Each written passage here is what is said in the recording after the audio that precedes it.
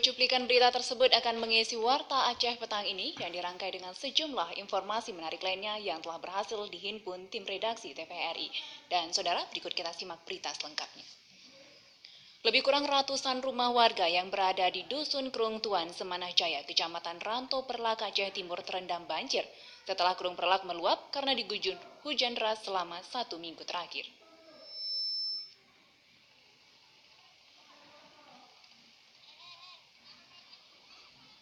Salah seorang warga Semanah Jaya, Sukiono, mengatakan banjir yang merendam pemukiman penduduk itu disebabkan meluapnya Krung Perlak setelah diguyur hujan deras. Ketinggian air yang mengenangi pemukiman penduduk itu hampir setengah meter. Selain ratusan rumah warga yang tergenang air banjir, sejumlah rumah sekolah dasar di Semanah Jaya juga lumpuh total.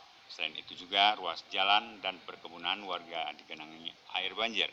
Jika ingin melintasi ruas jalan, warga terpaksa harus menggunakan rakit yang disediakan oleh warga setempat.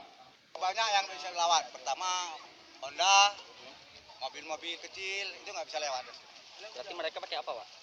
Dibantu dengan masyarakat lah ya, secara bikin rakit-rakitan. Pakai tarif, diambil tarif. Ya. Menurutnya, warga tidak ada yang mengungsi dan masih bertahan di rumah masing-masing. Namun masyarakat tetap siaga jika air semakin naik, maka warga terpaksa harus mengungsi. Sementara BPBD Aceh Timur mengharapkan warga agar tetap siaga akan terjadi banjir yang lebih besar karena air semakin tinggi seiring hujan masih terus mengguyur kawasan tersebut. Dari Aceh Timur, Tim Liputan TVRI melaporkan.